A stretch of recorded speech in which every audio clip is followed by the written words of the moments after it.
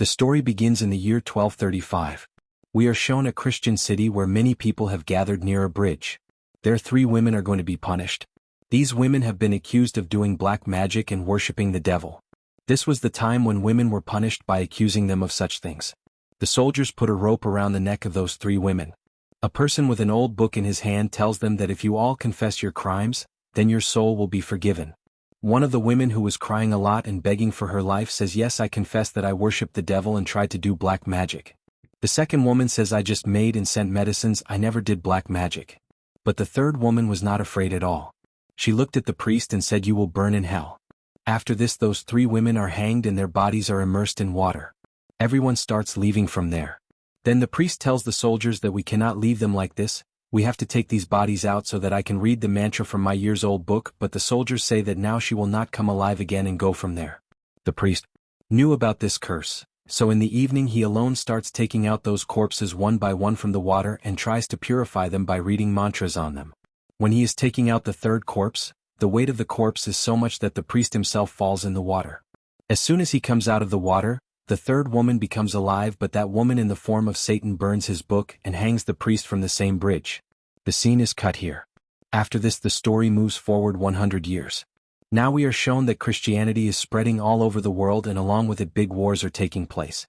2 Christian warriors were also involved in these wars. Both of them were friends, one was named Bayman and the other was Felson. Both of them were very strong warriors and kept fighting in the name of religion for many years. They fought many wars and never accepted defeat till date. In the year 144 there was a battle of Marna. During the war, these people attack a city and capture it, but during this time Bayman sees that the lives of children and women are in danger there. Bayman's sword accidentally kills an innocent girl. Seeing this, his heart melts and he stops his fight right there. Bayman says that I had sworn to fight for God, not to kill children and innocent people. The Grand Master replies angrily that you will do what the church wants. You are a mere soldier. The voice of God echoes in my ears. On this, Bayman angrily says that perhaps it is not the voice of God that is echoing in your ears. Bayman and Felson decide to leave the church. The Grand Master threatens them that both of you cannot go from here like this, you have to fulfill your promise, but no one is able to stop them. Both of them leave that place and become rebels because they had broken the rules of the church. After this, for a month they keep searching for a new place for themselves. Then one day when these people were passing by the seashore, they saw some cattle without any protection. They find a shepherd wandering and later they see a house. When they go inside the house, it is empty. On searching the house, they come to know about the owner of the house. There a woman is lying in a bad condition and her husband is found dead on the bed. Both of them had lost their lives due to a dangerous disease. Their whole body had deteriorated due to the disease. Bayman and Felson burn that house so that the disease can be prevented from spreading. On the way, Felson asks Bayman that we have suffered a lot, but what should a person do to avoid such a death? Moving ahead, they see a big city. Felson says that maybe we can be caught. We should not go to the city, but Bayman says that we need food items and a good horse so that we can travel a long distance. Both of them decide to go to that city out of helplessness. On reaching the city, Bayman and Felson see strange conditions. The condition of the people here was very bad. There were dead bodies lying in the streets. People were crying, shouting and asking for forgiveness for their crimes. Some people even committed suicide. Felson says, "What kind of madness is this?" Then a man standing nearby hears him and replies that this is an epidemic, a disease which has no cure. This disease has been spreading here for the last 3 years. Due to this, 1 out of every 4 people is dying. The man's name was Iqbal. He asks both of them, "Who are you people?" Bayman replies that we are travelers and we do not know anything about this. Both were Christian warriors, but no one stops them. When these people try to buy horses, a man there sees Bayman's sword. This sword belonged to the knights. As soon as this news spreads, the soldiers of the city get the news that these 2 are actually knights and have fled from the war. The soldiers come to catch them. Bayman and Felson fight with them, but finally both of them accept defeat. They are brought to the cardinal. The cardinal had also fallen prey to this disease and was lying on the bed. The cardinal asks the names of both of them. On hearing the names, he is shocked and says that I know both of you. The stories of your victories are known far and wide. After this, the cardinal tells that this epidemic is destroying our people. Actually, it is a curse sent from hell. It has been put on us by a witch with black magic. Now that witch has been caught and she herself has accepted it. The cardinal further tells that there is only one way to end this curse. The witch has to be taken to the church of Sevan. Only the monks there can end this curse. Bayman asks, "What do I have to do with all this?" the cardinal says that we cannot do this work, but if you help, then the witch can be taken to Sevon. Would you like to serve the church? Bayman clearly refuses to do this work. After his refusal, the cardinal puts both Filson and Bayman in jail. There was also a girl in the same dungeon. When both of them see her, Filson asks, "Is this the witch?" Bayman replies that she does not look like that at all. Bayman sees a bad dream at night in which he was killing an innocent woman. When he opens his eyes, he sees that the girl who is crying, there were marks of wounds on his waist as if someone had beaten him badly. Seeing this, Bayman changes his mind. He decides to go on this mission not for the church but for that girl so that he can save her life. The next day he meets the priest and says that we will help you, but there will be justice for this girl and all the charges against us will have to be removed. In this journey, a famous soldier also joins them and the priest also. The priest has a map, but this was a journey of 900 miles and passed through the hills where the church was located. Bayman and Filson cannot rely only on the map, so they look for someone who has gone there before and has also returned, someone who remembers the way. The priest takes them to an imprisoned man who was caught for fraud and put in jail. Bayman makes a deal with him that if you take us to the server, then the charges against you will be dropped. He was ready for this. Now they were on the journey along with the priest and a soldier.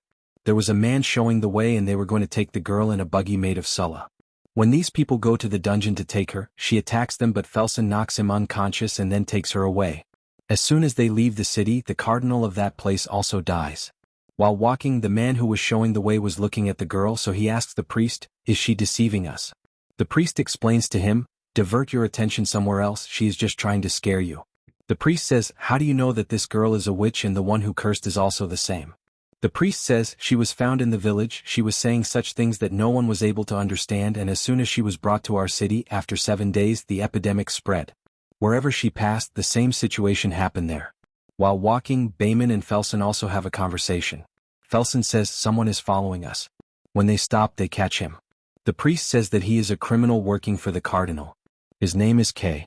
Bayman says that it would be better if you leave from here, but Kay says that no, I want to go with you people, I want to serve all of you, in return you will make me a knight. Filson laughs at him, but then after some time there is a fight in which he cannot defeat Filson, but he fights bravely. Bayman gets impressed by this and includes him in this journey with him. The fights of Bayman and Filson are praised. When Bayman goes to give food and blanket to the girl says to him that you are not like the rest, you are a good person. Then she asks what will happen to me in the morning. Bayman replies that there will be justice. The girl tells a story that in our village a woman was accused of black magic. People filled her pockets with stones and drowned her in water. They had said that if this woman drowns, then she is a human being. And if she did not drown, then she is a witch. That woman did not drown and she was burnt alive. The guest assures her that nothing like this will happen to us, and at the same time she points towards the priest. The guest asks, "Did the priest hurt you?" The girl nods her head and replies yes. When Bayman comes back, the priest asks her, "What did he tell you?" Bayman says, "Why do you want to know?" The priest explains to her, "Do not tell her the secrets of your heart, do not believe her words. She is very clever, she can make us fight among ourselves." Then they stop in the forest to spend the night. The priest tells everyone that we have to guard, so Kot first guards. He was looking at that girl. After a few hours, when the priest comes to her, Kot says that this girl looks like my daughter to me. Hearing this, the girl becomes sad. As soon as Kot was about to leave, the girl started crying. She says, "Do not leave me alone with this priest." Kot asks, "Why are you scared of him?" The girl catches hold of Kot, trying to save her. As soon as the priest comes forward, the girl injures the priest's hand and she takes the key from his neck and runs away from there. Hearing this noise, Bayman, Filson and Kay reach there and ask the priest what happened. The priest tells that the girl ran away. They all go to the nearby village to catch her. An epidemic had spread in that village too. There were not many people there and those who were there were sick. Then the girl tries to use her powers. As soon as Kay feels that she is like his daughter, he moves towards her. Kay thinks that maybe she is moving to kill him. He moves his sword forward and because of this, Kot dies. Seeing this, Kay gets very scared and repeatedly says, "What have I done?" He was not stopping. I told him a lot, but he was moving forward calling me Mira. Meanwhile, that girl is also found. She says crying, "Don't take me back. I had to run away from there because he used to do bad to me." Actually, he meant the priest's death. Everyone was very sad. The next morning, the girl is imprisoned back in the buggy and they again start their journey towards the server. But before leaving, the priest tells Bayman that you and everyone else should not share your written things with the witch because she can use these things against us. Last night a man was talking about his daughter and the witch heard him. While walking, they stop in front of an old bridge made of rope and wood. A man says that he had come here 910 years ago and this bridge was in good condition, but now it has become very weak. Crossing it is not free from danger, especially when they have a heavy buggy. Still they decide to cross the bridge and tie the buggy with a rope and move it forward slowly. During this, the bridge starts breaking and Kay narrowly escapes death, but the girl saves his life.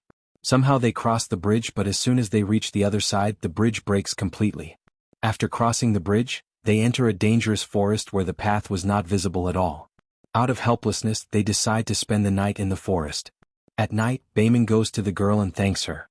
He saved her life on the bridge, but the girl starts saying such things which makes Bayman suspicious of her. Bayman wakes up in the middle of the night because he was seeing a bad dream. On waking up, he sees a man standing near the buggy with a weapon.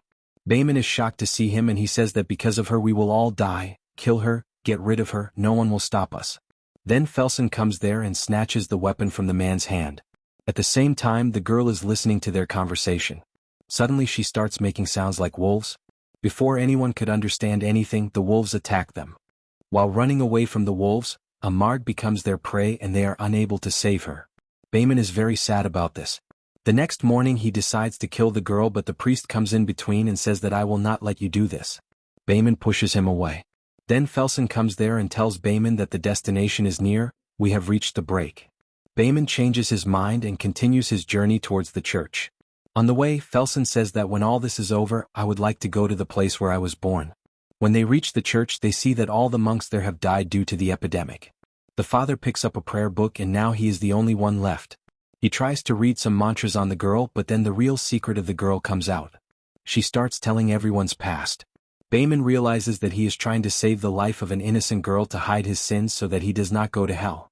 The girl says that more people died in the wars fought in the name of religion than in the epidemic. Then the priest understands that this girl is not a witch, but her body is possessed by a demon. The priest starts performing the ritual of exorcising her, but the demon slowly starts coming in its real form. He burns all those bars and flies away from there and goes inside the church. Here everyone understands that actually this demon wanted us to bring it to the service. That was the reason why he killed a Hot and a Marg, because they were not his enemies. They were coming on the way. When they reach the church, they see that all the monks there were dead. They were making copies of the book for years because the demon could be killed only by this book. Now the book that the priest had was the last book in the world, only that could kill the demon. Bayman tells the priest that you have to fight this battle alone. Felsen asks whether we are fighting the devil or saving this girl. Bayman replies that both of them. When they go inside the church, the devil appears in front of them. Bayman tells the priest to start his exorcism process. The devil uses his powers and starts throwing things at them by lifting them in the air. After some time, all the monks who were lying dead there disappear and the demonic powers take over their bodies. Now they attack them as slaves of the devil. The priest is reading the book, but then the devil kills him. The book falls on the ground. Then Felsen comes and starts fighting with the demon, but Damon defeats him. Kay takes the book. He takes the mantra and starts reading it further. Just when the demon was about to attack him, the demon comes and stops him. He puts both his wings on the wall. The demon uses his powers and tries to kill the demon, but he doesn't give up. When the spell is completed, the demon goes back to hell and the innocent girl comes back in her real form. In this fight, only Kay and the girl survive. The rest of them are killed. They both bury them all there. Then the girl thanks the demon and his companions because they saved her life and took her out of the darkness. She leaves with hope with Kay, and this is where the story ends.